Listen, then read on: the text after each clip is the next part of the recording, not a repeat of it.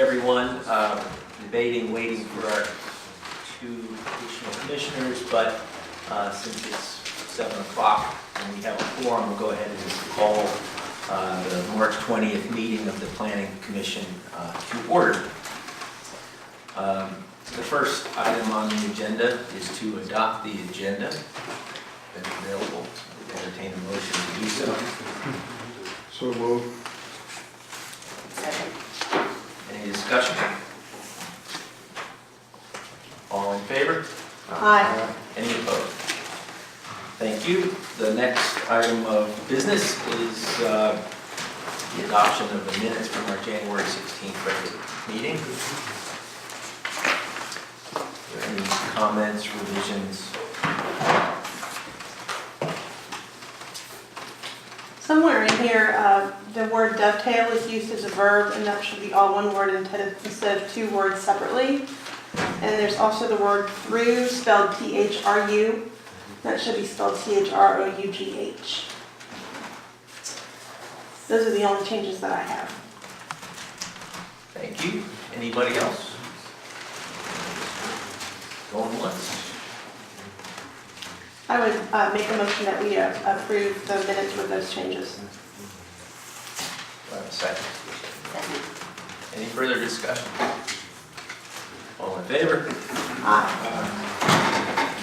All ayes. So, ladies and gentlemen, thank you for coming tonight. I'm about to open the public comment period. Recognize, please, that we do not have any public hearings tonight, so if you would like to speak on any of the items on the agenda or anything else for that matter, you should feel free to do so during the open public comment period, as that will be your only opportunity to speak. And I would ask that you keep your comments to 3 minutes or less, and try to keep them non-redundant if at all possible. So with that, I will open the public comment period. Yes, ma'am. Oh yeah, do we have a microphone for comment? Oh, here it is. Yeah, I think we're going to move it forward. Kind of short. Thank you. Well, good evening. My name is Margaret Bond. I'm from the Piedmont District, and I'm a member of the Rappahannock County Broadband Committee. As you know, the Broadband Committee was established by the County Board of Supervisors in November of 2016 to address the county's broadband communications needs, both the present and in the future. And I'm here tonight to speak on behalf of the Broadband Committee and recommendations it has approved to present tonight for some modifications and additions to the county's comprehensive plan. I believe all of you have received the Broadband Committee's recommendations in the board docs. Okay. As you can see from the documents previously provided, the committee is recommending changes in 2 areas of the comprehensive plan. One in the Principle 7 Policy 9, a slight revision to the wording which actually appears in the comprehensive plan. This revision refers to or corresponds with a new section which the Broadband Committee is recommending to be added to the comprehensive plan, probably in the area of the transportation plan. I think logically it would fit best under that. It would be called the Broadband Communications Plan.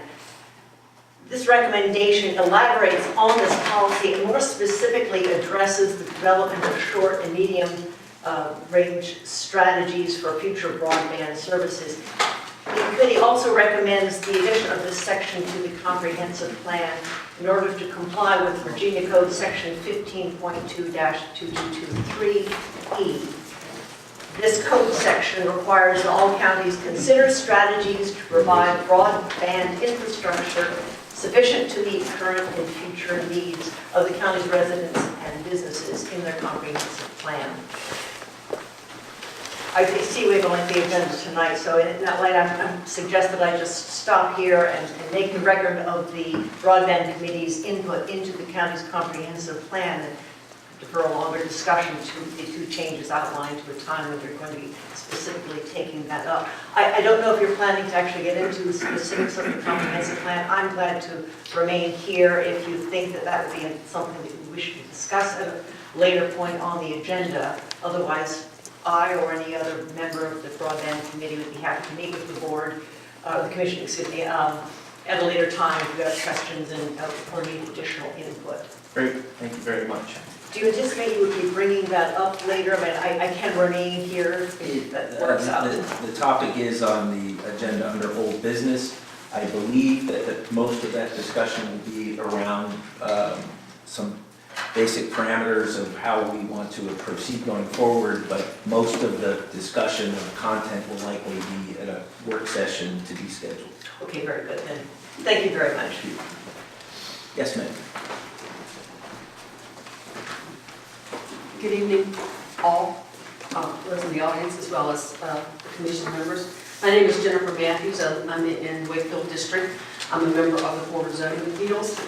And the comprehensive plan that we currently have, in 2004, I was part of the Planning Commission at that time, as a representative from the BZA to the Planning Commission and helped create that document. I've read through the draft of what you all put together, and I know it's a draft, and there's a couple points that I'd like to make that make sure to ensure that you all put in there or address in some way. One of them is the fact that Rappahannock County, despite having across the street here, one of the most famous restaurants in the world, is a food desert. There's very little place that you can go and buy grocery store things, and I'm asking that we bring in Wegmans, although that's not a bad idea. But that we support the fact that the country stores could be moved into the point where we could go in and buy groceries, catch up to groceries. Another point is the housing, the affordable housing, which is not mentioned in the plan. And the other part about the housing is dilapidated buildings. We have so many dilapidated buildings, houses, sheds, barns, and so forth. And they become an eyesore. And if there's some way that we could address that. And the way we might be able to address that is throughout that document, and I was going to do a word find and see how many times it appeared, is the word support. And the Planning Commission and that the county support X and Y and Z, and it comes out over and over again. But there's no way that it's explained what support is. How would you encourage local community agencies, organizations, groups to do some of the things that we say in the comprehensive plan to support it? So if there was something that could be done to support that we no longer can be classified as a food desert, for example, what would that be? Or affordable housing, or some of the other items that are mentioned about support the farmers, support agro business, support agro-tourism. So if we could have a better term or a better definition of that, and then give examples of how we could make that support. So there are many, many things, and I know I've got a colleague right behind me who's probably going to speak to some of the other things that BZA discussed the other night. So thank you very much. Thank you. If I have any remaining of my 3 minutes, I give it to Mr. Connick. Don't say I never gave you anything. I mean, your comments were just about on track, so thank you. Thanks. Is there anyone else who would like to speak? Well, I guess that's me. Good evening, ladies and gentlemen.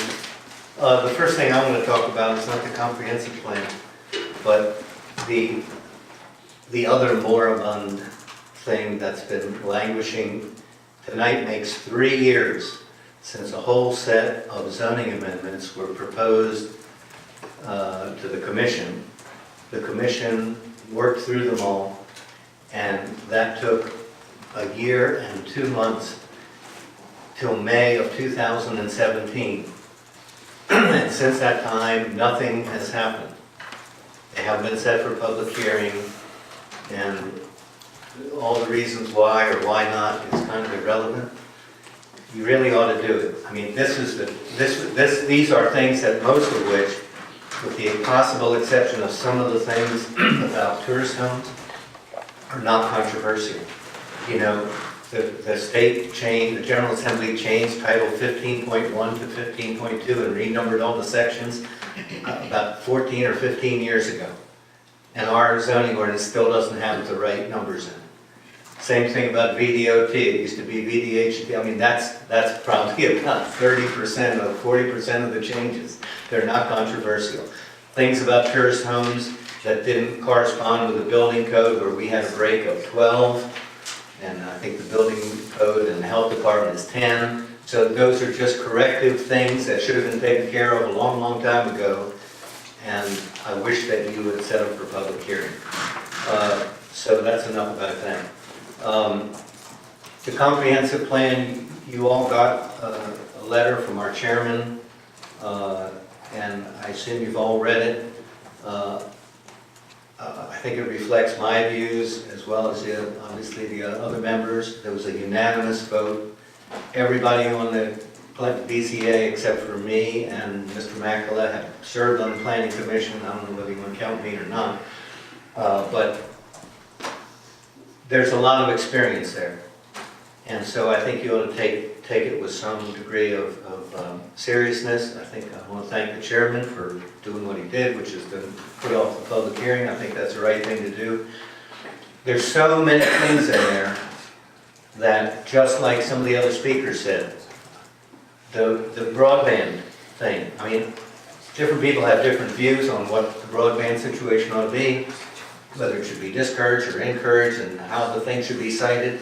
But I think you all need to keep in mind that the comprehensive plan is a general document that sets some policy, but in the last two chapters, that's the biggest deficiency of it. And I have taken the time, I don't know if any of you have, they're right over next door, come by sometime if you don't have it. The language in chapter 7 and 8 of this draft is almost identical, if not identical, to not only what was in the 2004 plan, but it's identical to what was in the 98 plan. It's identical about 80 or 90% of it to what was in the 1980 plan, which is boilerplate that came from PD9. It doesn't say anything. It says the Board of Supervisors and the Planning Commission and the Board of Zoning Appeals will be responsible for implementing the plan. Well, we know that. How are they going to implement it? When it comes to broadband, what's supposed to be in there is what are the specific steps, what are the specific changes you're going to make in the zoning ordinance to reflect whatever the policy is. I've given you an extra 30 seconds. All right. Thank you. Well, that's the kind of thing that I wish that you would pay some attention to as you go forward. And the BZA is willing to meet with the Planning Commission if you all think that would be helpful. I certainly do, to have one of these a joint work session or something like that and go through some of these things in detail. Thank you. Thank you. Would anyone else like to speak? Yes, ma'am.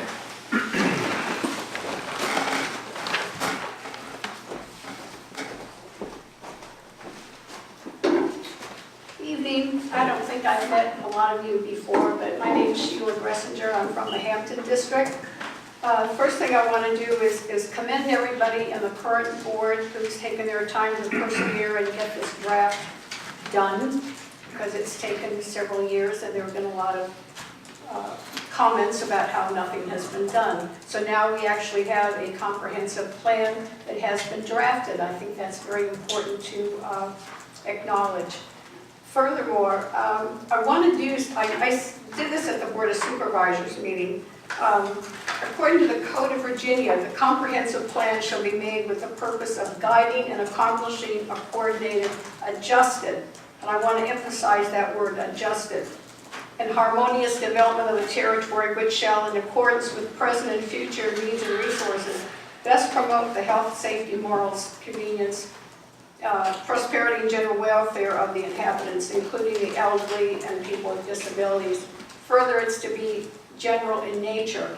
I've made some notes about the introduction that you all had, that specifics apparently are not really supposed to be in the plan. It's supposed to be a guideline. It's supposed to be a blueprint, and I think that's exactly what you've done.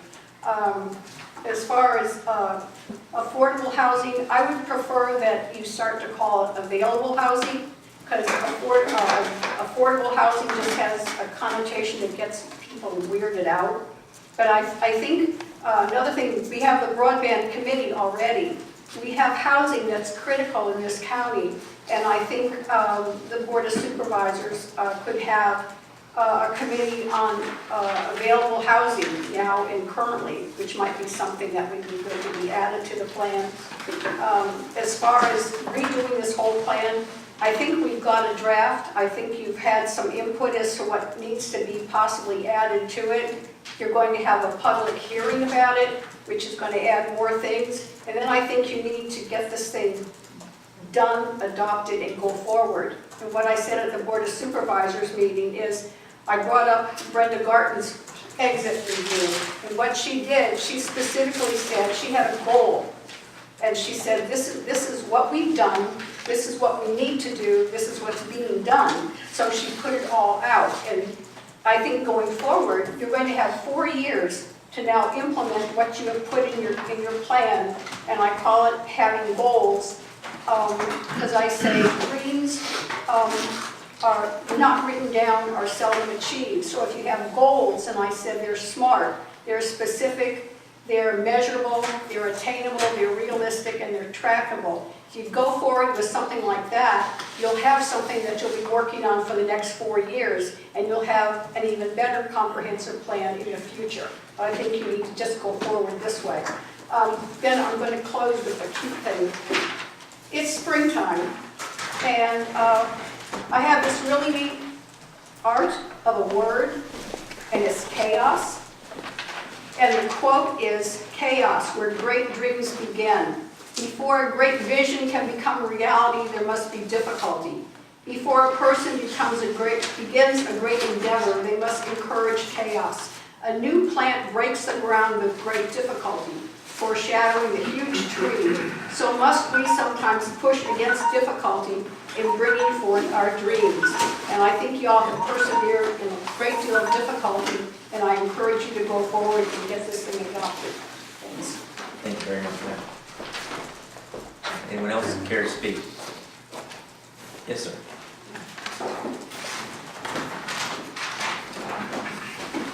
Ron Mackel from Jackson District. It's hard to say what needs to be said in 3 minutes, so I won't be able to say it all, but I'll give my time. yes. First off, the plan is controlled by the state code. And there are a lot of shells in that state code. The commission shall, when they're developing the plan, do this, that, and whatever. Those have not been covered in what is being presented at this point. The reference to affordable housing and changing our interpretation to available housing. The code says affordable housing.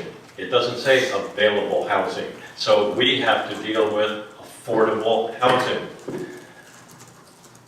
The plan, and the way it's been since 1980, for me, it's been very sort of Rappahannock. It deals with views and vistas and flora and fauna, and of course the agriculture. But it has never really dealt with people, and people are part of this county. In regards to the agricultural property, we are protecting agricultural property, but most of us that live in this county know that a lot of these family farms are being tended right now by individuals, and there may not be anybody in the family that's really interested in moving into that position and taking over these large tracts of land. So what we may be doing is preserving lots of farmland, but we're not going to have anybody to farm it. And that needs to be in the plan. We need to realize that this is real, and we need to deal with that. Same thing with the school system. Shannon Grimsley gave a talk to the school board. Our numbers are decreasing. that needs to be dealt with because tax-wise, there are certain costs in the school system that we all are going to remain the same. But as those students go down on the ADM, our tax dollars from the state go down, and we, the taxpayers, are going to have to make up the difference. And there's going to be a cost to that. There's also going to be a cost to the fact that our fire and rescue, we know, is going to have to start hiring paid personnel. That needs to be in the plan. Things need to be set up prior to that happening so that when the time comes, things are in place. And there again, that's going to be a big cost to the county also. So the plan is not ready. And the idea that let's go ahead and pass this, what we have, and then we'll fix it afterwards, makes no sense. Thank you. Thank you. Does anyone else care to speak?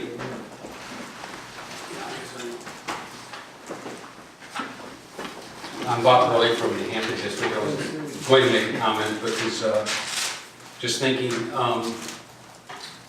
after hearing Mr. Connick and Mr. Makala, I'm not going to comment necessarily on the draft plan itself. I'm going to say it's somewhat deficient, as pointed out by these gentlemen and others. And I think that it might behoove you to continue to move forward with taking public comment on this, as opposed to going right to a formal hearing and adopting the plan. It might make sense to hire a facilitator from outside the county to run several meetings around the county, to get people involved, to take their views into consideration. It's my understanding that this draft was out in some form a couple of years ago, and you all went to the community, and the turnout wasn't as great as you probably hoped for in terms of seeking comment and feedback. So I would urge you to, with this draft, publicize it as best you can and hold some hearings hearings around the county to take public input with a objective facilitator to do that. I understand the town of Washington did that with their comprehensive plan and worked quite successfully, so you may want to talk to them about their process. Thank you for your work, but I think there's a lot more work to do. This is obviously a really important document that's going to guide the future of our county in the future, and it needs a fair amount of work. So, thank you very much. Thank you. Does anyone else care to speak?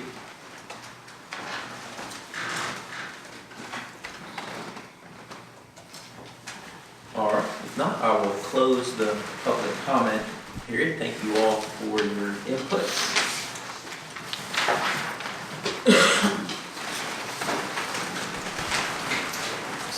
So we have several items of new business on our agenda this evening. This has been, we've seen the documents on board docs. And the first item is the preliminary review of special exception 1901-01, the Cat Belly Long contractor's yard application. As is our custom, I will turn first, I believe, Mr. Henry, or no, Mr. Kohler. Whose district is this in? It's my district. Would you like to go first or defer? Actually, I'm sorry. Sorry, I jumped ahead of myself. Would you please, Ms. Summers, give us an introduction and tee this up? Thank you, Mr. Chairman. Mr. Joseph Long is the property owner. Mr. and Mrs. Capelli have applied for the application for a contractor's yard. This property is located at 14168 Lee Highway in Amosville. This application is the result of notice of violation from myself as zoning administrator for operating a contractor's yard without a special exception permit. They do propose to construct a 100 by 120 two-story building at the southern end of the property for the proposed use.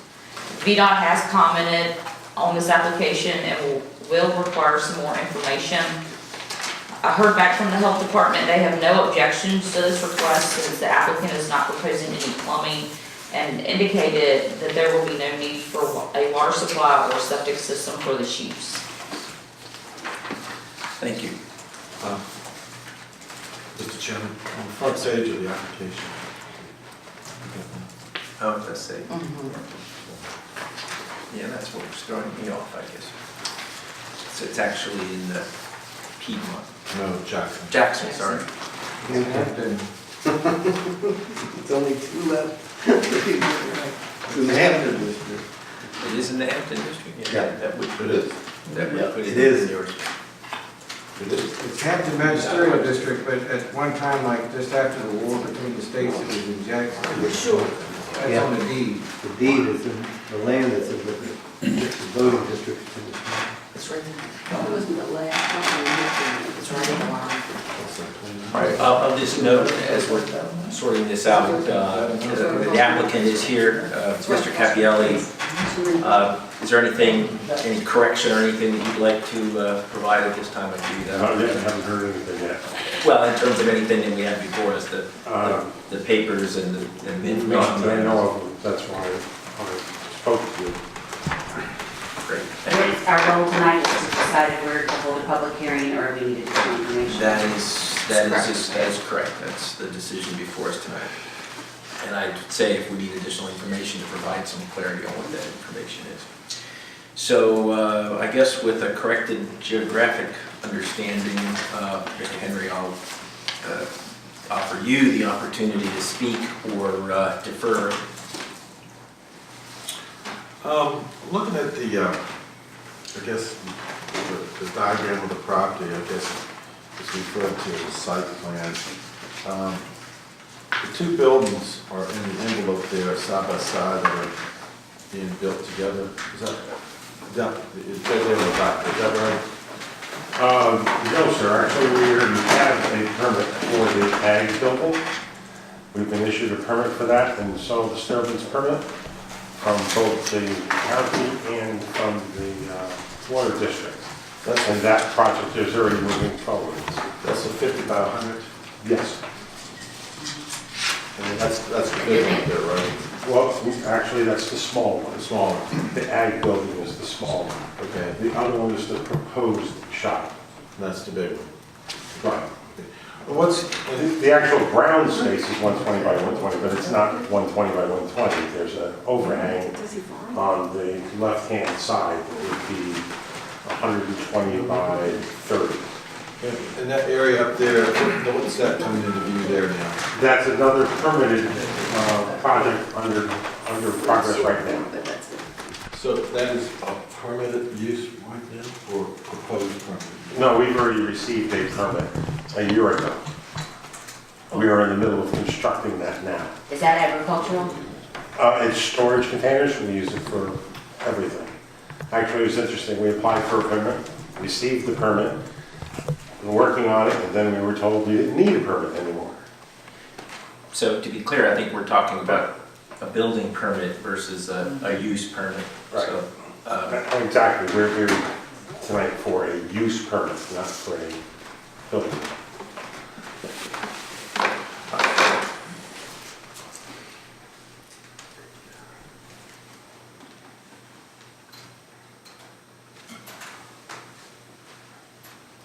Because according to the zoning, I can build the building, I can receive a permit to build any of the buildings without any issue. the question is whether you be limited in how you use it. Right, And that is what- outside the building. Well, and the building itself. Right. So we talking somewhat about concepts tonight? Well, to the extent that uses that we approve or recommend approval of with respect to zoning are concepts. After, there is a clarification, actually, that Mr. Light would ask me before, and I didn't think about it until just this moment. When we first spoke, you asked me if I was asking for a permit for the entire 18 acres, and it kind of threw me for a loop because that would seem ridiculous. I wouldn't want to have a permit for turning the entire farm into that. We're asking for 2. So if I could, just to try to clarify this, the use is for the parcel. the permit that would or wouldn't be approved is for, your parcel with consideration of your site plan and how you intend to use it. But the use is, the acreage and what part of it you intend to use is important, but it's not, we're not permitting 2 acres of it. Oh, or 1 acre. I was told that that was how the application had to go. Well, we need to understand, we need to have the site plan, but it is with respect to the use, it is the use of the parcel, given that the parcel is what carries the zone. And that's the question before us. Couldn't we just approve the use on an area? The contractor's storage yard would only be an area that he would identify on the plan? Well, I think that gets to the site plan approval, which is part of what we would need to do. So, and I think that would include, presumably what you're talking about would be considering buffers and things around it, which I guess you could look at it as we're approving it in that way. I've been on the planning commission a while now, and I've never seen something in the ag area yet called permitted storage. I can't recall another example of that. What is that?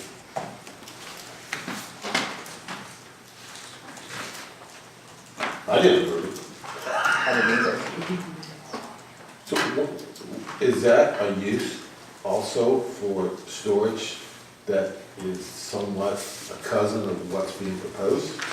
I believe what structures he had on his property were approved as accessory structures, Accessory structures. like for storage buildings. I was not here at the time, and I don't have the background fully.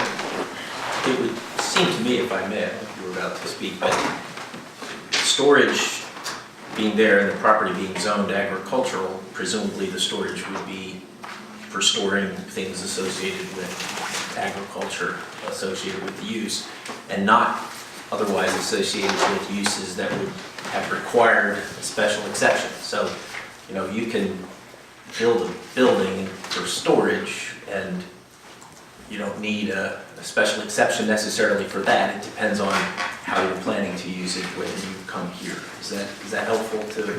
Yes, but I've never seen it worded this way, and I don't understand the way it's drawn there with black and white. It's areas that, The reason that they're black and white areas is the black area is actually a 40-foot container sitting next to a 20-foot container. There's measurements on it closer up. and how is this being used? Right now, it isn't being used for anything. I've got shelving inside of 2 of them, and there's only 3 there. Well, I think everybody has a right to request a permit on their property for permitted uses in the zoning ordinance. And having said that, I don't think there's any reason not to consider an application here. But my opinion is that this has kind of been a bombshell for that particular area.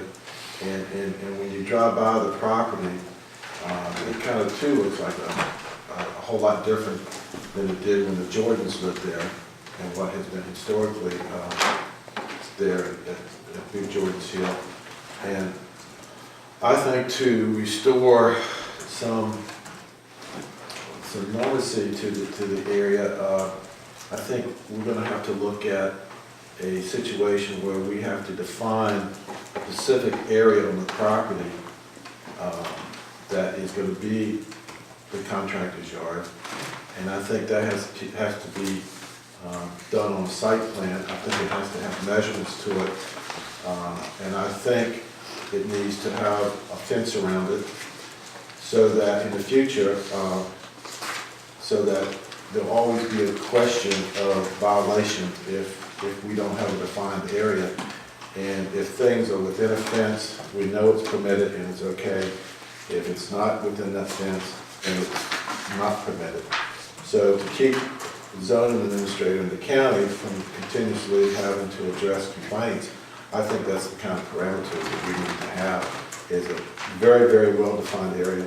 It needs to have a fence around it, and I think the fence needs to be screened so that it eliminates any visual effects or reduces the visual effects to the neighbors. So I think that's the kind of thing that we're going to be looking for in the site plan. And you know, right now that site has a lot of equipment on it, containers, everything around the property. And I think this has to be a very, very good site plan because you're going to bring all this equipment into one concentrated area. And it concerns me a little bit that with all this equipment, you have real issues of leaks of gas tanks and leaks of motors, transmission fluids, and everything else going on. And I think we have to have a real site plan that meets the standards of commercial site plans where you have potentially may be required to do a detention pond and things like this for runoff on the 2 acres, because I think the 2 acres will probably be gravelled and situated such that you can have traffic in there, and I think it has to be a real site plan. It just can't be something drawn like this. In answer to your question, I can actually answer that for you very simple. I had invited you out to the property several times over the last 60 days, and your schedule could, any time over the last 60 days, you were going to let me know. Miss Cilio, I'm probably not pronouncing it correctly, who's not here at the moment, came out and made a site visit 2 weeks ago and addressed all of those concerns, except for the retention pond. That was the only one. But the Culpeper Water District engineer, working with us, has laid that out for part of our soil erosion control plan, which is not on here, but it has already been approved. I don't think it can be approved unless it's on a drawing. It is on a drawing. It's not this drawing. No, sir, it is not this drawing, because this didn't deal with water runoff and soil erosion and things like that. As a matter of fact, we had an inspection this afternoon, which we passed. So all of that. Mr. Light and Mr. Kohler were kind enough to come out and make a site visit, I think about 3 days ago, or 2 days ago. And saw what the proposal is. You would not see anything from any of the other properties. There's actually almost a 20-foot tall berm between 211 and we're back about 800 feet from the highway and from other neighbors and things like that. So that has been addressed in the grading plan, being able to see things and whatnot. Well, my final and my major concern would be going forward. I don't want to see the zone administrator, county attorney, all this addressing complaints. So I still see a fence as Yes, there already is a plan for a fence on there. So that if you're in the fence, you're in Correct. compliance. If you're outside the fence, you're not. Correct. Black and white. Yes, correct. And we are going to take it out of land use, that piece, and where the parking area is right now that has been traditionally there when the Jordan family ran their trucking company and their blacktop company from the property will be erased and turned back into pasture. So when you come in with a real, I call it a real application, are you doing a real site plan? This is not what you consider a site plan, is it? No, that is not the final site plan. And it's being done by a real engineer? Yes. That's all the questions at this moment. Thank you. Before we go on, I'd just like to hopefully clarify something. That the category and the use is defined as contractors' offices, shops, and material storage yards. It's not just the yard. It is the use of the property, just as, you know, a tourist home or a B&B is not just the yard or the outside part. It is. So, and I would also note that the definition of that category is establishments for construction and or repair of buildings, roads, and utility lines, installation and servicing of heating, cooling, and electrical equipment, flooring, painting, plumbing, roofing, and tiling, and or excavation. So to me, one of the questions that's been sort of swirling around this is, what exactly are you in the business of doing? I don't do anything. I'm not an electrician. Mr. Fraser handles that. But it would seem that excavating, Yeah, I do with the excavating. equipment that you have, I do excavating, and mostly it is myself, my 27-year-old son, and my wife. That is the company. That is us. Occasionally, I've had need of an extra person here or there. I do riding rings. I'm doing a creek crossing repair right now. The creek crossing was washed out. I understand. I just Well, wanted to these are the clarify kind of things that you ask what I do. Terrific. So the category that you fit under is probably the excavating component of that definition, at least as per the application. We have a composting in Nooksville, as we discussed. You all finished, Mr. Henry? Mr. Berg? Sir, now you're in. I don't have any particular, I think most of the important points have been made. It does seem that we're in a situation where a semi or fully commercial use is being planned for an agricultural piece of land. And that I think Mr. Henry's idea of having a delineated and enforceable boundary is important, and that the uses be specified. Thank you. Anything else? No. Okay.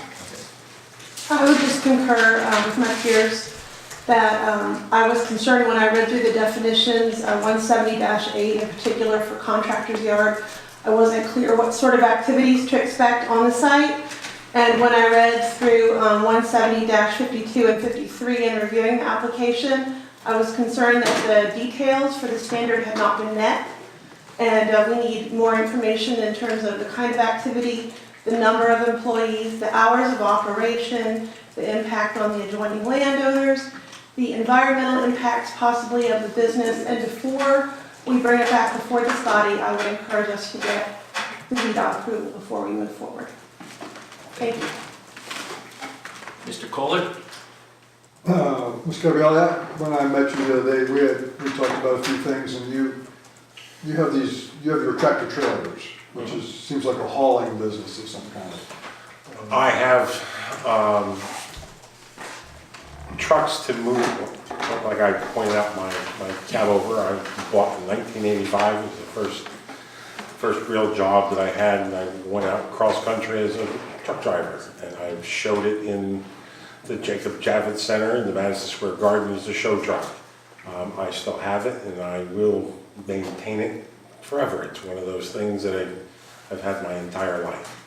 We had started a hauling company, going to try to, last year, and rented a place down in Brandy Station from Tony Trulio, next to Rice Tire. And it fell over on its nose. It just did not work out. And I have a couple of trucks from that. I'm the only one that has a tractor trailer license. My son doesn't have one. I can't convince him to get one yet. Actually, tonight he's out playing with our yak. We'd rather do that than drive a truck. We do not haul anything, I do not haul anything for anybody else, other than hay.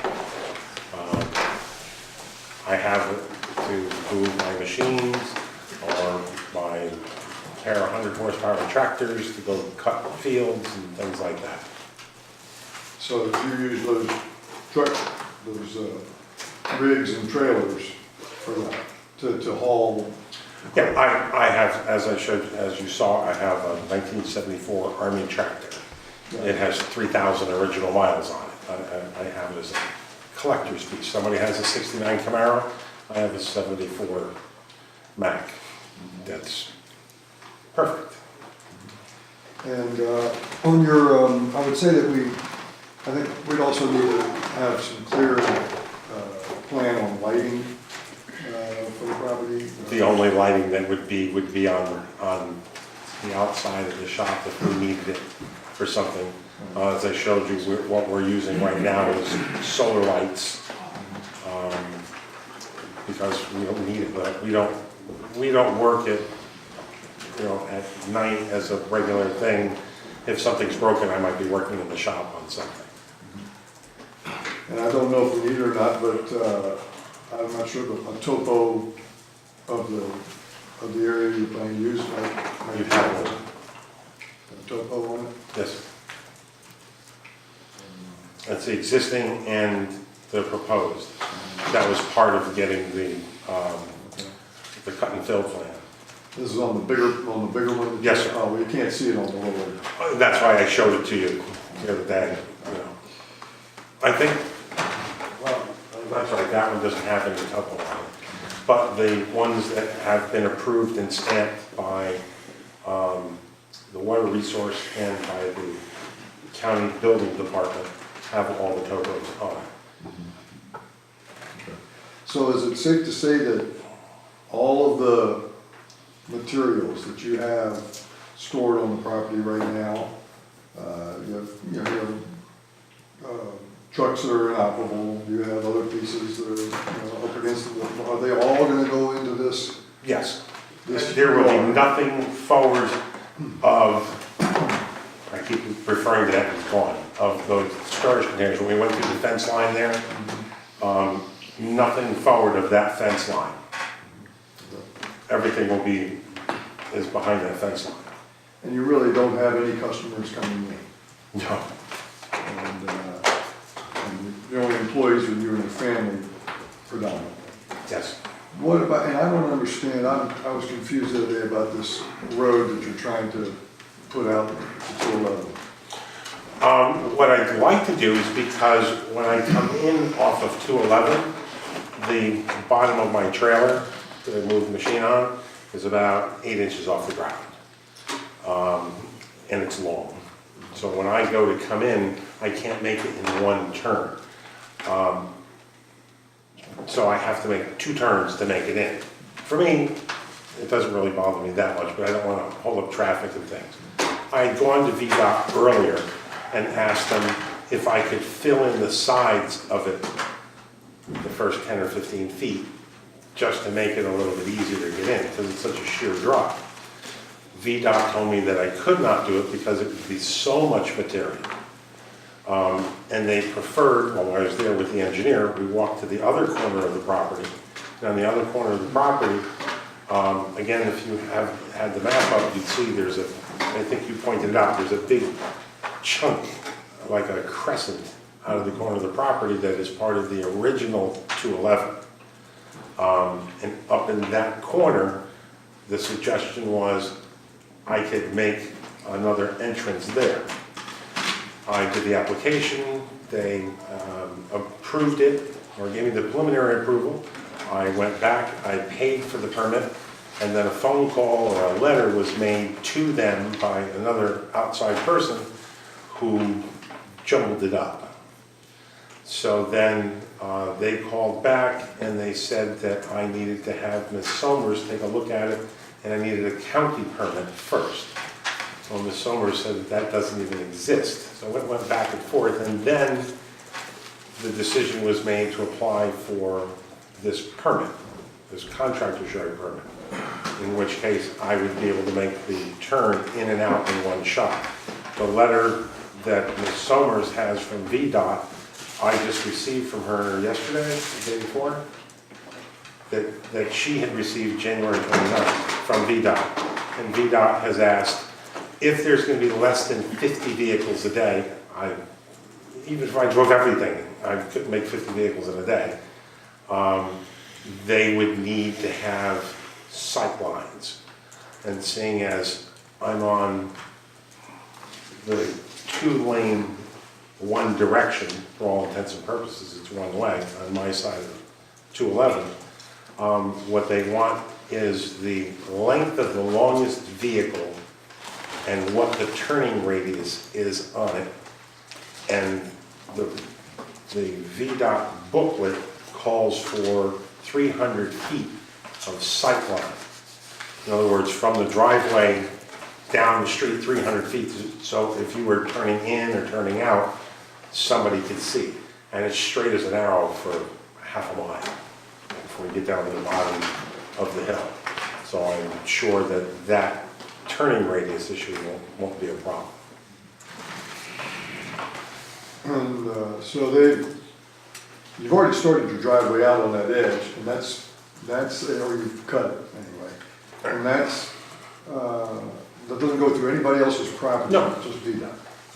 Correct. But it is right on the property line. It's 10 feet off of the property. Is that the required distance? Actually, there is no required distance, but I kept it away from that because of all the existing fencing and trees and shrubbery that are along that line. I didn't want to cut anything down. Okay. And you are in a partnership, is this a partnership that you have with Mr. Long? As far as? Owning this property and operating this contracting business? No, I've had this contracting business, myself and my wife, since we've been married. Actually, I started in 1986 in Connecticut. But he's a part owner in the property? Yes. And I know you have a power of attorney for him, but I don't see that it's initialed in any places where you have the right to do what appears to be some of the things that we're doing here. No, we've gone through that, and Ms. Somers has copies of it, I believe, in her file, and the building That's what department. he has. Oh, okay, yeah. I'm just looking at the general government power of attorney, says that these things are allowed if they're initialed, but none of them are initialed, A, B, or C. So I don't know why that is. I mean, he was there yesterday, the day before yesterday when you were there. I believe I introduced you to him. Yeah, well, no, he didn't come by, but he was there. Yeah. Okay. That's all I have right now. Thank you. Ms. Mead? Just to reiterate what everyone else said about the additional information that is needed to supplement, what you already have. Meeting the standards, I think, is a huge thing. And then understanding, it sounds like there might be more than one business going on there. So understanding what are the different businesses and the uses, just so we make sure they all fit under that one definition. And I guess that leaves me. I thank you for letting us see the property. To me, I reiterate what my colleague said. And I might just add, I think that particular challenge here that we're dealing with something that's sort of already in some form been underway is we can see areas now that would likely not be in compliance with what you're asking Correct. for. So it's rather hard to sort of approve, and looking at it just as it, with the level of detail and the areas as shown, my sense was, with respect to the equipment and things that were there, that it seemed very unlikely that all of the stuff would go in that area. Well, like I said, certain things will go away, because if I have a building to put it in, Yeah. and there's other things that are going to the auction next Monday. Sure, and I think just with respect to the reference to the site plan and those particulars, I think it will be a challenge for us to approve something until it appears to be at least more or less in compliance with what we would likely be approving. So, in a way, if you had come in and asked for this before you were doing it, we would have had a clear track on that. So, I think that's just... Totally understand, don't have a problem with it. I work very well with Michelle over this. What I understood this to be is exactly what it's turning out to be. You two gentlemen have some understanding, Ms. Soto has an understanding more from being there than from paper. Yeah. And you're asking me to define a little bit better what we've discussed here now on a piece of paper. Yeah, and to be clear, the paper is going to define what... Right, no, I understand, but that's like when somebody asks me, oh, you want to get a whole thing for a whole 18 acres? I'm like, no, why would I do that? Right. I'd be happy to put a limitation on number of employees to like 5. Because I've already had a company that had 60 people in Connecticut, and I have no interest whatsoever of doing that. Actually, you would give me the excuse to say no, much more than I have. Yes, sir. Two more questions. Here on the submission page dated January 25th, you mentioned the 100 by 120 two-story building. Is this really a 2 stories, or is it just a large 1-story shop? It's a large, I don't know if this is. Does it have a second floor? Do you remember Broad Run? Okay. Just like Broad Run, but with one central bay going down the middle. I'm gonna have the lean-to on one side, and like in Broad Run, have the 2 stories inside. He's referring to a former residence here. He lived up in New Baltimore in Fauquier County, and that I had appraised it one time back, how many years ago? 7 years, at least 6 years. Second question is, most farmers that have 200 or 300 acres probably don't have a 50 by 100 farm building.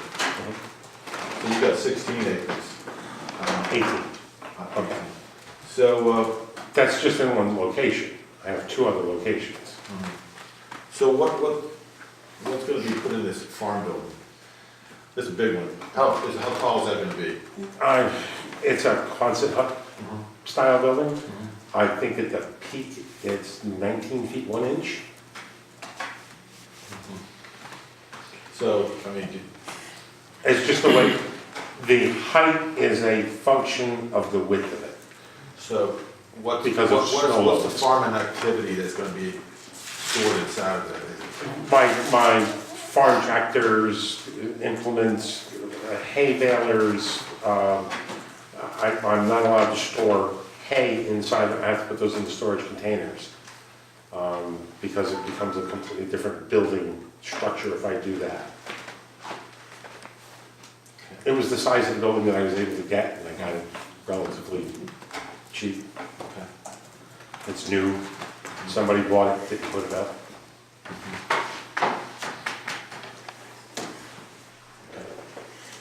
Anything else, Mr. Henry? That's it.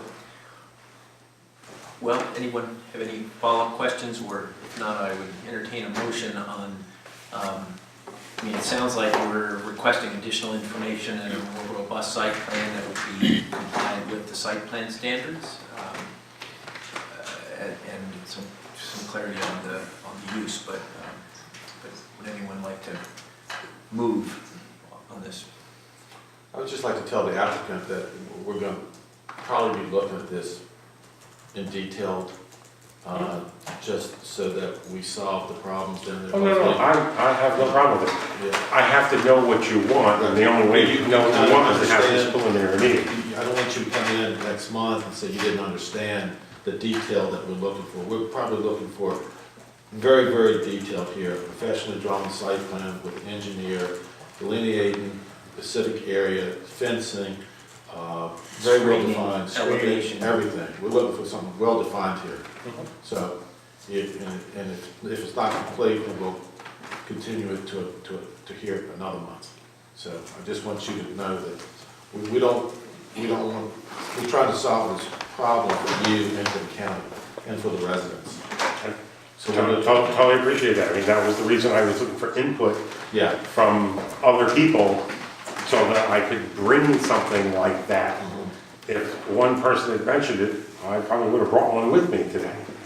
But until this moment, we're the first one that brought that up.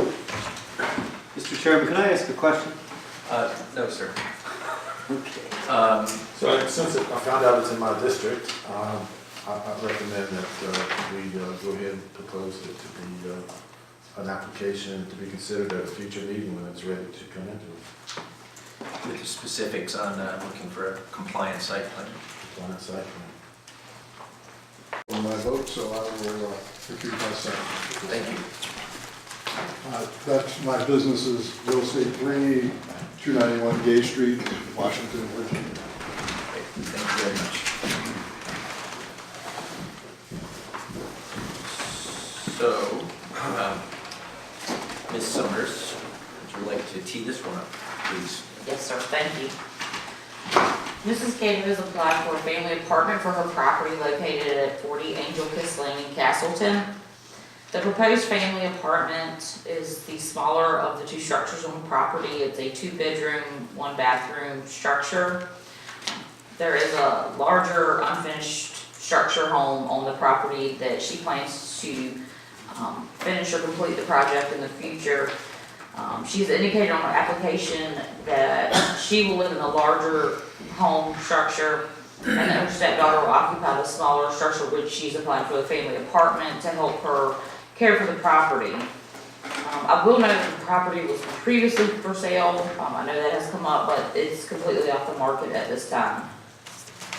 The health department indicated that she needed to apply for a minor modification permit to install a new sewer connection to the larger house to the existing approved 3-bedroom septic, but they have no objections to the request. And she is present if anyone has any questions. Okay, thank you very much. And where is the applicant? Hi there. Is there anything you'd like to add to the application at this time, or? I think I'm happy to answer any questions you have. Sure. Well, this being in my district, I had a couple of questions to start with, if that'd be okay. It looks like from the drawing that you have a septic field that's permitted for 3 bedrooms, is that right? Mm-hmm. And in the application, I noticed that there was some discussion about the what would become the family apartment having 1 bedroom, but on the drawing it shows 2. So I guess part of what I'm trying to understand is what is the total number of bedrooms? It would seem that there are more than 3. Is that It will be 3. The trailer, which is the family apartment, has been redesignated. There's just 1 bedroom, 1 bath. And the structure to be completed is a 2-bedroom. Okay. And the other item that I think is relevant to the code, I didn't see the square footage of the family apartment listed. Do you have that offhand? About 1150.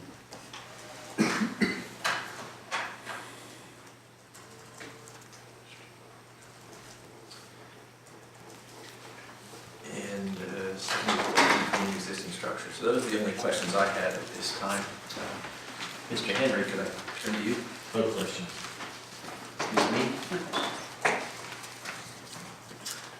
I just want to understand this application. It sounds like, to my mind, when we consider a family apartment, we are permitting a building that meets the standard on the property. We're not permitting the building that already exists on the property to become the family apartment. So that seems like a departure from how we have been operating. Am I misunderstanding that? We've certainly, others who've been on the board for the commission could correct me if I'm wrong, but we have certainly approved family apartments that have been either ancillary or conversions of existing structures. But I can't, maybe to directly address your point, I think this is another case where we're trying to make right a situation where, in an ideal world, this use would have been approved before there was a designation. So your point is certainly taken. This is not a normal procedure in that respect, but it's also not unheard of for us to approve a conversion of this sort. And then I just wonder, with the stipulation for a family apartment that the property not be sold for 2 years, and the property having been very recently on the market, it was on the market during the time of our last meeting, which was canceled. I just wonder how we're going to handle ensuring that 2-year period is met. And if that's ever come up before, and how we're going to enforce that. Those are my questions regarding this application. So, to be clear, the I would 2-year. be happy to answer that a little bit. We did have one previous instance where generally what you say is completely right, that the apartment is the secondary structure and the original structure is the main structure is the primary one, and you generally don't permit a family apartment until the main building has been built. In the case I'm talking about, the owners wanted to build the family apartment first, live in it while they built the second one, which was the main house. The aspect, I think, about selling the property, it has to do with the family subdivision, that when you subdivide property into a separate piece, you can't sell the separate piece for 2 years. If I may, I think in this case, what is relevant is the family apartment has to be occupied by a family for 2 years. So the issue here would be a question of how that would transfer. In other words, obviously, if the property were sold, it wouldn't be the same family members, but presumably, if it were sold and it continued to have the restriction that only people who could occupy the family apartment were family members of the new buyers, I don't know that that would be out of compliance. There's not per se a prohibition on selling the property for 2 years. But then it couldn't, I guess, be an Airbnb or be rented out as something like that. The definition includes that the apartment may not be rented to anyone other than a family member for a period of 2 years following completion thereof. Thank you, that is what I thought we were referring to. So I believe, to your point, it would behoove us to consider that as a potential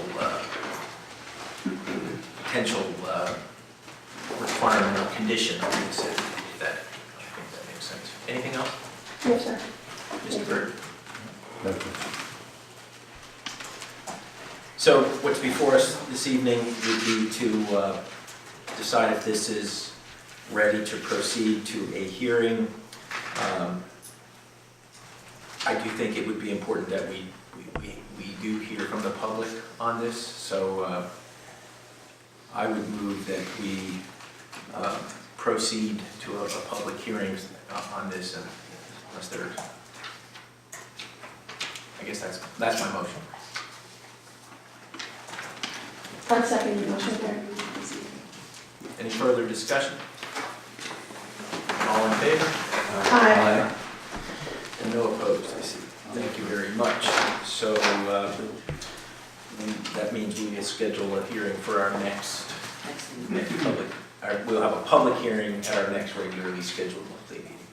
So that public will be, this will be publicized so that the community would have an opportunity to provide comment on it. Can I just get a little clarification about what's in question? Sure.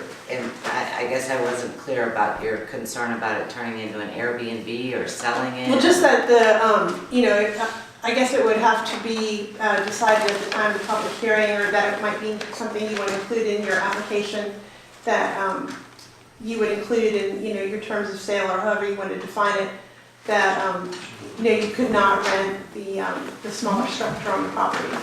That's county law, right? I mean, isn't that part of the requirements if it's a family thing? I don't understand why that would have to go to hearing or make some special designations. Well, it's part of the definition, and then the question becomes, how would we enforce it?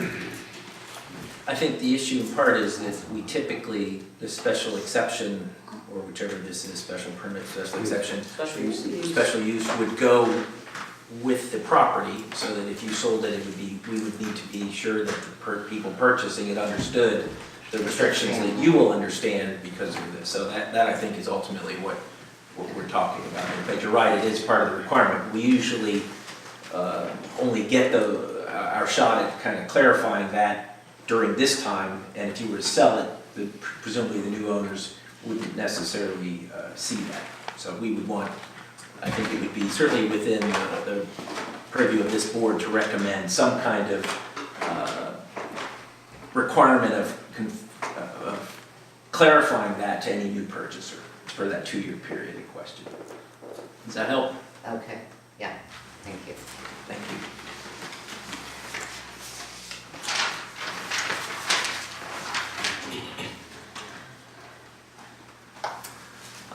Moving on, that brings us to our preliminary review of special exception number 190201, the Glen Gordon Manor, the expansion of the Country Inn.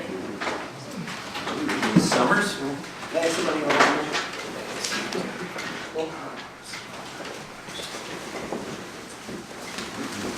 Thank you, Mr. Chairman.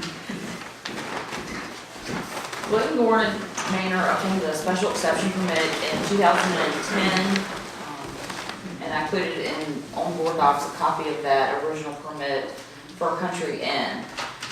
They are now requesting to add additional rooms for rent. The property is located at 1482 Zachary Taylor Highway in Huntley.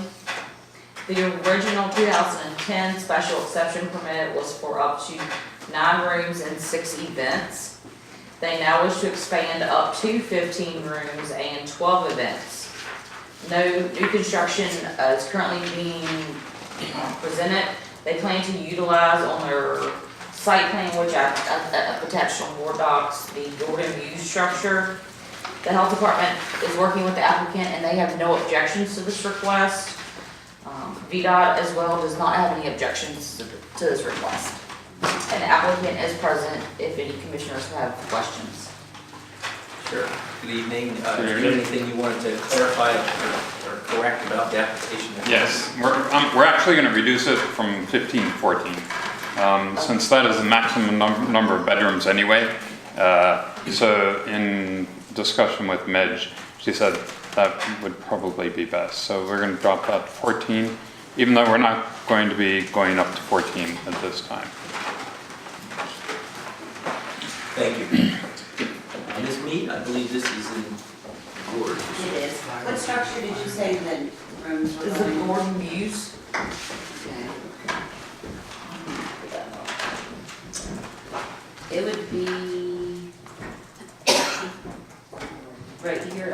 It's up on the screen. It says 1-story dwelling, Gordon Views, number Oh, 50, gotcha. 4-guest bedroom. Okay, Yeah, it's cottage. have you, I'm not familiar with it, have you had any complaints or? My office has not received any complaints. I definitely think, public hearings required, so I think it's, we will advertise it for a public hearing. Just a couple of questions I had and a couple of standards that need to be met. One of the standards is no permit shall be issued unless you can provide evidence that it meets the state and local health department requirements, so I'm sure you have that. We do. If we could just provide it.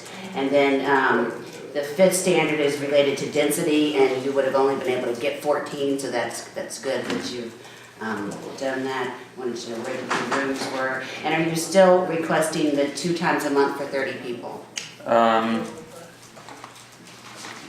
Yes. I mean, that's already there, so. But this is, we'll be reviewing Yeah. that or amending it, so it's not clear in your application if you wanted to continue that. Yes. So if you would just. Yeah, nothing with that would change. I didn't have anything else. I'm sorry, Ms. Mead, which standard were you just referring to? Number 5. Is that in the 2010 permit? Mm-hmm. To the outdoor events. His request is in the 2010, the standards are from the ordinance. I just wanted to understand if you were addressing the event limit being increased from 6 to 12. It didn't sound. I could tell he was requesting that. I couldn't tell if he still wanted the 2 times a month for 30 people, which is in his permit, his old permit. Okay. So that's not included in the. He's saying he would like it. To be included in the. So I just asked that his statement be amended. Okay. Thank you. So basically, right now, the plan is to go from 9 rooms to 11 right now. But just as in the beginning, we opened with 4 rooms, and then we went to 7 after 2 years, then we went to 9 after a few more years. So now we're going to 11 with potential growth to 14.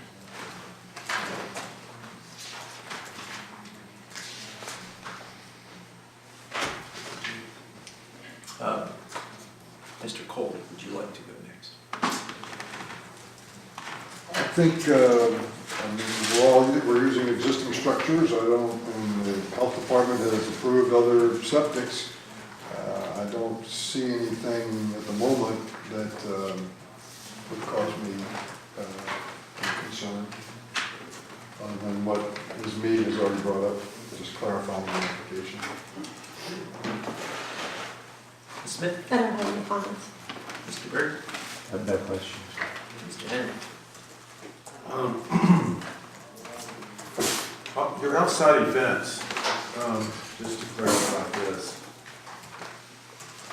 they were structured, 3 events with up to 30 persons twice monthly. Events for up to 100 people 6 times annually. Outside facilities. So this is all part of the 12 that we're talking about? So there are 12 events of up to 100 is what we're talking about. 12 events, but Of up to 100 people. So only the provision 4 is the one that's being requested to amend it. The others would remain as they are, Correct. is my understanding. Yes. So No, the number of rooms would change. so- Well, sorry, with respect to the events. So instead of events for up to 100 persons 6 times annually, he's looking for events for up to 100 persons 12 times annually. So basically what they've been have been weddings and hunt balls. That's it. But isn't the way it's written, an event is 30 or 100 people? So the 30 is like vintner dinners, Linden vintner dinners, winemaker dinners from Glen Manor, Barbersville, things like that. So they're smaller events. Just what you have here on your letterhead, just so there's no future mistake. I guess your 6 to 12, are these for outside or inside? 6 to 12? You're going from 6 events to 12 events, right? If it's 100 people and it's an outdoor event, Yeah. it's tented. So your 12 events are really outdoor events. Your 30 Or indoor. are indoor. Yes. Quite frankly, we haven't done 6 events in a single year yet. But I don't want, I just want to be able to do that if that business is there, or if I want to grow that business to there. So I think there's ambiguity here because what he's asking for here in his letterhead that was received February 22nd, he's asking for 12 events, but it's not really specified whether they're for the 30 people, which is twice a month, or the 100 people 6 times a year. So I guess. Well, I'm not revising the 30 people, So the 30 people twice a month that's another 12 that you can have. That's another 24. Right. That already exists. So I'm not asking for a revision on that. Well, it's just not, I'm just trying to make sure in the future when somebody else looks at this, when nobody on this board is no longer on this board, or somebody raises the question, it's clear what you have. So in essence, you're gonna have 24 interior events of up to 30, and then you're gonna have 12 events, either interior or outside, of up to 100 people. Correct. So you will revise this and get it back to Michelle, your request? The only revision I see is down to 14 rooms. Is that correct? 14 rooms, and then that you want to continue the 30, because when we're renewing this, we're looking at it all over again. Okay. It just says annual events, it doesn't say interior or exterior. The way this was originally written. Or inside. I agree. Yeah, I didn't know that I had to update what was already permitted. Well, it's ambiguity here, Okay.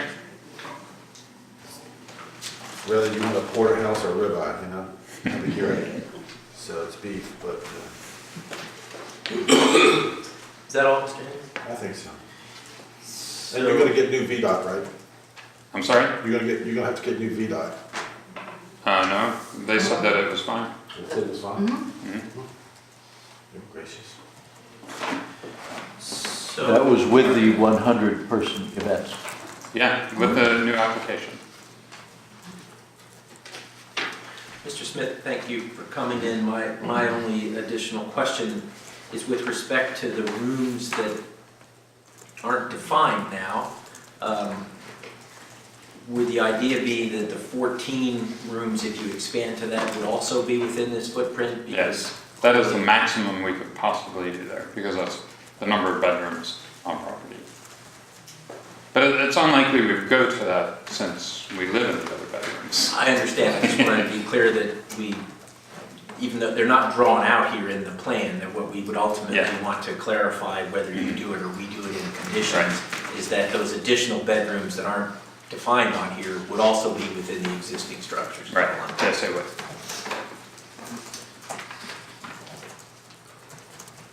I have no further questions. Ms. Mead, would you like to take the liberty to move us on this? I move we advertise this for public hearing. Second? Any further discussion? All in favor? Aye. Any opposed? Thank you very much. Thank you.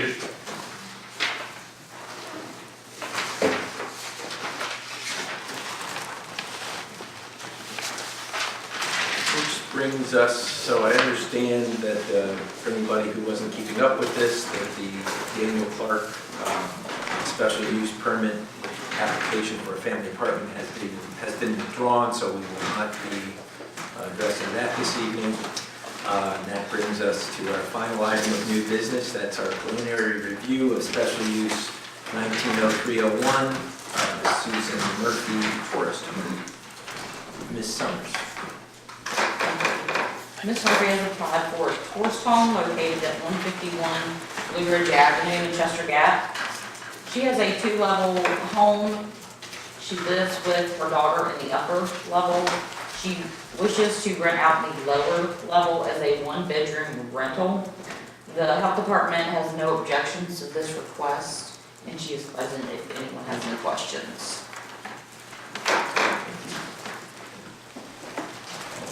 The application have anything to add or clarify about the application? No. Ms. Mead, I believe this is also jurisdiction. I would make a motion that when we get to that point, that we do advertise it for public hearing. There are, and zoning administrator could share with you, a lot of safety requirements that are required for these type things. And I would encourage you to reach out to the building official. I'm not fully versed in the building code, but with these kind of uses in basements, there's certain things with windows, so you wouldn't want to get approval for the use and then with not understanding all the improvements you would need to make. So I just suggest you talk to him before it goes to public hearing. Okay. Mr. Kohler? I think as long as safety factors are taken care of, fire extinguishers, things like that, are you going to be there when people are there? Yes. So you will be, are you a permanent resident there? Yes. All right, so this is basically a B&B with you not serving breakfast, but Correct. living on the property. Yes. Managing. Okay.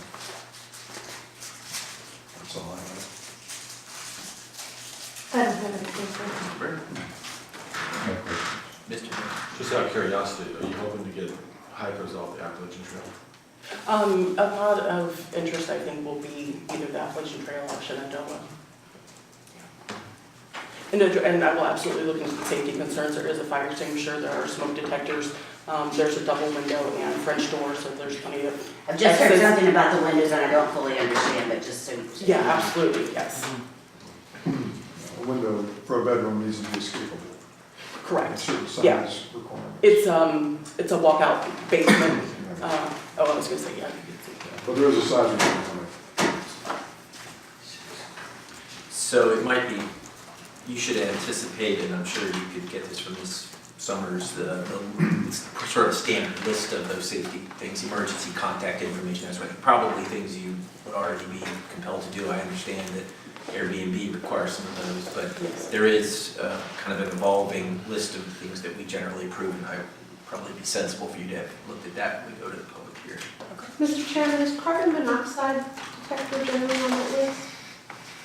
I don't believe that has been one of the Not on requirements. ours, it might be. I would request with it being a basement, that perhaps that might be a wise addition to the list of requirements.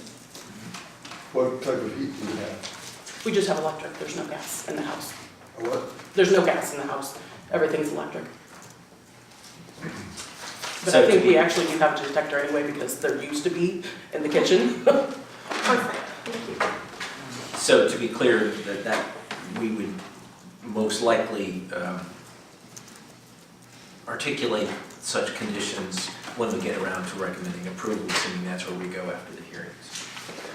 Tonight, again, we're just trying to get to the point of getting to a hearing. So with that, has anyone, I've lost track, has everyone had an opportunity who cares to speak on this? Okay, so. I recommend we advertise it for public hearing. Second. Any further discussion? All in favor? Aye. Thank you very much.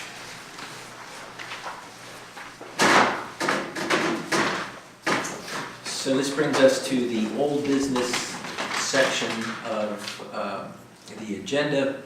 And the first item is the comprehensive plan. We started with a few comments, clarification about where I see that we are on this and some of the things that have taken place since we last met and addressed this. You may recall that we did have a vote to move this to public hearing. After that time, after the weather canceled meeting, we did start to get public input, including some thoughtful public input from the Board of Zoning Appeals. I don't think that we're at a point where we're addressing all of these concerns. I'm not sure that we will ever be at a point where we're addressing all the concerns. We certainly aren't going to make everybody happy with this plan at any point going forward. But it did occur to me that there were at least two items that I felt were gaps that were truly the kinds of things that my preference would be that we address before we have the public hearing, recognizing that there will be a lot more discussion around this once we do reach that point. And those two gaps are the things that have been brought up thus far. One is the how we address affordable housing, and the other is the plan for broadband strategy and some of the suggestions that have been made. There are some other items I think that are certainly worth considering. There's some discussion about other sources of information that perhaps could supplement the plan. My own preference is that we focus on the gaps at this point and move forward, but because we function as a board, we'll have to reach that consensus in order to do so. So my hope would be that we could schedule, and I know we've polled all of you about your availability for a work session, but my intention would be to hold a work session that would address those three items as gaps that have been both identified by the public and also by staff. What was the third? What's the third one? Yeah. The third one was just whether we want to take on any of these. I think there was some reference to Parks and Rec facility information. There was some reference to information that might be available from the Emergency Preparedness Department. So I kind of put that on the margin of, it's not, I don't see that it's necessarily a statutory gap, but in the interest of doing the best job we can and giving the public something solid to react to, if any of that can be addressed in a timely fashion, I feel like it's worth consideration. For that matter, I'm going to turn this over to you all tonight, and you might want to suggest otherwise that we focus. But to me, that would be a third item to discuss, either resolve either now or during a work session. that's what I have to say on the matter. I understand that so far we have not identified any of the proposed dates that seem to work for more than 4 of us, at least with respect to those who have responded. So before we get into that scheduling, why don't I at least give each of you an opportunity to comment on this and share your thoughts on what I've said, or whatever else is on your mind with this respect. Mr. Hendrick, would you like to start? Well, Mr. Bird was very active with the BCA, so it might be more appropriate for him to start with the comments, with the misconception and understanding of the BCA. Go from there. Sure, that's fine. Mr. Bird? The particular concerns of the BZA had to do more with the codifying of the comprehensive plan in the zoning ordinance itself, and to try to formulate and create mechanisms, particularly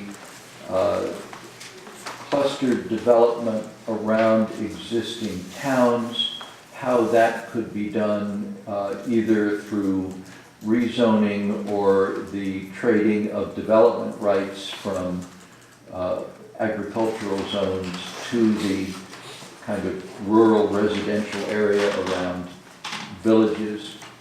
And what Mr. Light mentioned in terms of affordable housing and the kind of social concerns that the county could benefit from in terms of providing housing and the ability of people of modest means who do a lot of work and perform the necessary functions of the community to live in the community. And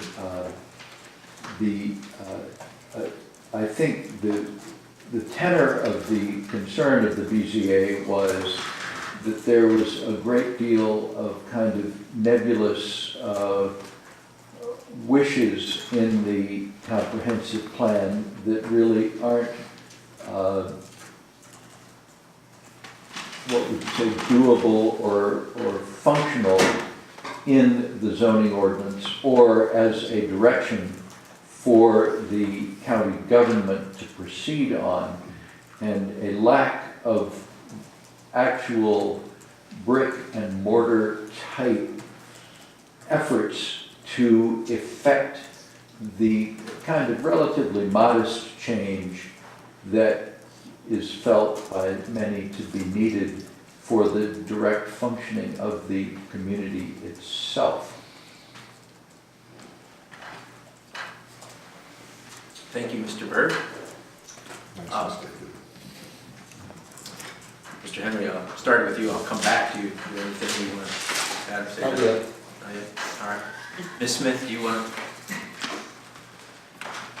I think that the BZA letter would be a good checklist and an exercise for us to engage to make sure that we have allayed some of the concerns of our counterparts on that body.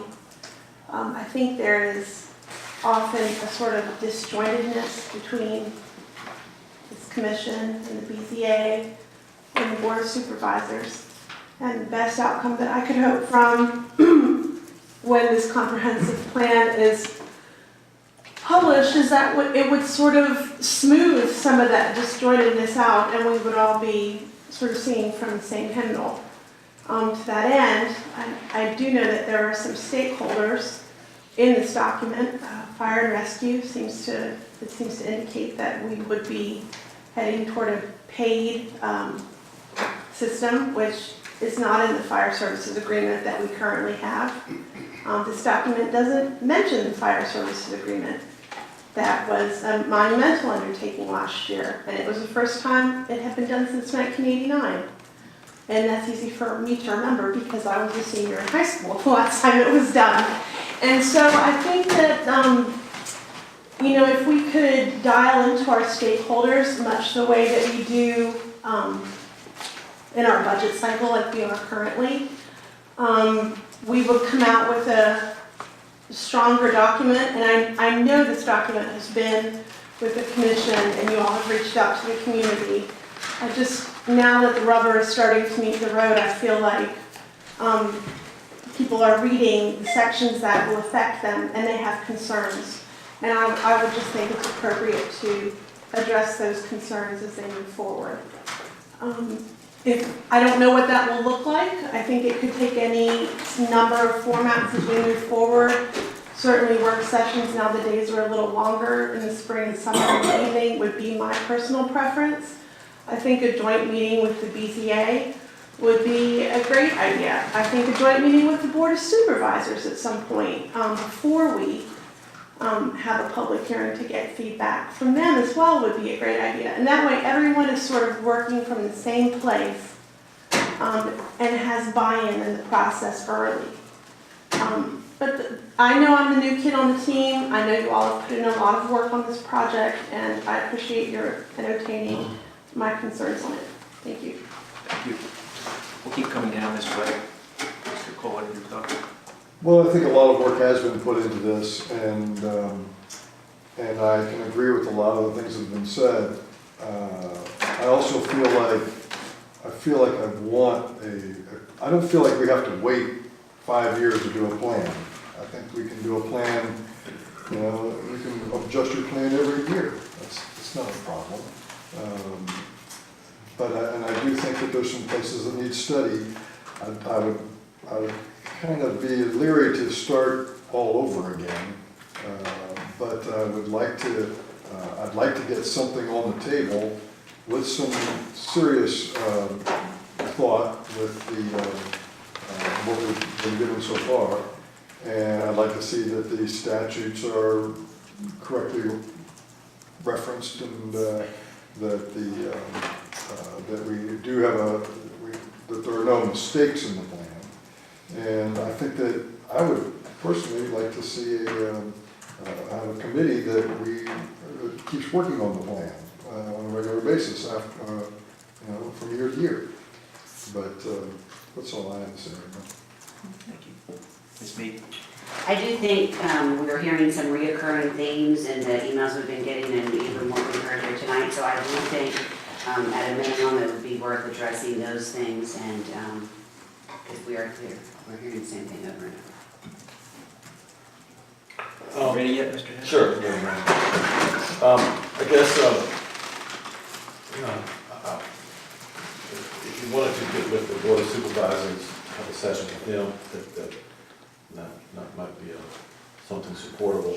I don't think the BZA, based upon who they are and how they're appointed and what they're supposed to do, should necessarily be involved in this process. They're appointed by the circuit court, by the judge, and they're more of a judicial group, and I don't think the judicial group should necessarily be involved in the formation of the comprehensive plan.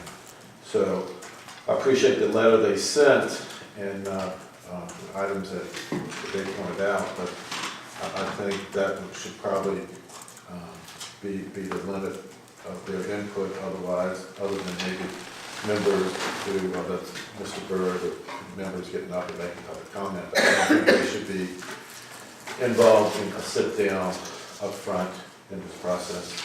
In terms of affordable housing, that can take on many different forms there, and what that means and how it is interpreted in the future. I think there's a real issue of affordable housing in Rappahannock County, it could be, but it's how you're going to address it. And a couple times that issues have come up of affordable housing that were being planned, there was very much loud community uproar over doing this. So putting that aside, things that you would have to consider for some type of affordable housing, it could be as simple as changing the 2-acre and 5-acre zoning around the villages to maybe go all 2 acre or all go 1 acre.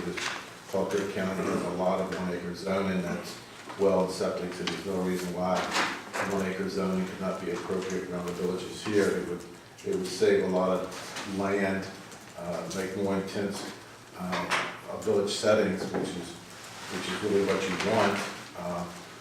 Or a thing that also that I mentioned before in terms of that would help affordable housing, particularly directed at the generations of people who have been here, is to reset the time frame where division rights are considered. I think the time frame right now is 1962.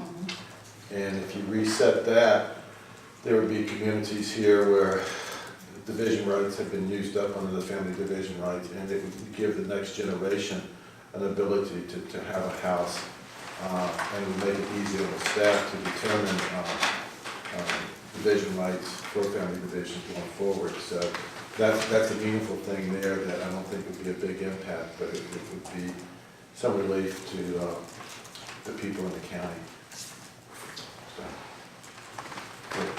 Thank you. I would just note that the plan needs to address affordable housing beyond what that entails. A lot of the things that have been mentioned, I think, would be the kind of thing that would go into a zoning ordinance. I think the first issue, and what I'm talking about, is at least addressing the question about the affordability of housing. I think that's the sort of missing piece right now, and so whether we can get beyond that, I think, is certainly a valid question. And I tend to agree. I think much as I appreciate what the BZA has put forward, in a way, while they may have experience, and they clearly do, and their opinions should not be weighted anymore in terms of the opinions they have about the values that we place as any other citizen. So the idea of getting to a point of robust public input in the form of a hearing, I think is the way to go. For now, I guess I'd like to suggest that we do try to schedule our work session for the commission. I think your point about the idea of meeting with the Board of Supervisors is a valuable one, because some of the complaints, I think, are inherently tied to our overall governance. For example, some of the things that have been suggested would clearly require a GIS, which would be a big expense. This is something that's been taken up. It's been rejected in the past. We don't, I believe, at least from my input on this, that we have not gone in the direction of that because the perception is that there isn't political support for that. There's not a capital improvement plan in here because historically we have had no capital improvement budget. And so I think trying to get somewhat aligned with resolving the chicken versus egg issue of what we should be planning for with respect to our responsibilities regarding land use, which touches but certainly does not include all aspects of emergency management services, for instance. What I don't want to do is have the comprehensive plan become the some kind of attempt at being a complete political plan document, because it is really ultimately the means of driving the zoning and subdivision ordinances. And frankly, a lot of the concerns that have been raised are rightfully about the subdivision and zoning ordinances. And as has been noted, the policies and principles are there. The work needs to be done on those ordinances as much as it needs to be done on the plan. So I do rather like that idea, and what I would like to suggest is that be part of the discussion. Our overall plan for proceeding would be part of that conversation when we have a work session on this topic, and we could all think about that some more, and perhaps speak to our sponsor supervisors and constituents. Anybody have anything else on this topic for tonight? Now, I think we had hoped that we would be able to schedule that work session It seems we have, at this point, kind of an afternoon group and an evening group, so rather than kind of categorically exclude one of those, I think I'd like to keep working that a little bit with us all individually about a mutually acceptable time, because I certainly would like to do as much as we can to ensure that everybody is able to attend that meeting, because I think it's important. So we won't schedule it tonight, but we'll continue to work with Ms. Summers to find a mutually acceptable date. That sound reasonable? See, The sooner the better. All right. Moving on to the zoning amendments, tourist homes and signs, very specific amendments that have been proposed. I think part of the problem is we got sort of wrapped around the axle on some very specific amendments, including some of those that were pretty narrowly focused and arcane about, setbacks from existing roads and the like. So, I think just as a functioning body, I'd like to encourage us to do what I think is the appropriate thing that we're called to do by the statute and our jobs, which is get the comprehensive plan resolved and then take a look at the needs of those zoning and subdivision and zoning ordinances. We know that tourist homes and signs are an issue. We've got to do this in a systematic way, and I think we'll get a lot more input on the needs of our zoning ordinance and subdivision ordinance once we have a comprehensive plan and when we have that hearing. So I'm open to other comments on this tonight. I don't think I guess one thing would be if folks have had any opportunity and they'd care to comment on the draft materials that Mr. Kohler and Ms. Mead have so graciously provided to us. Mr. Berg, do you have anything? I don't. No, thank you, Peter. Cool. Nope. Ms. Mead. Mr. Henry. All right, well then, that concludes our agenda for the evening. If there is nothing else, I entertain a motion to adjourn. So moved. So no second. All in favor, stand up. Thank you all.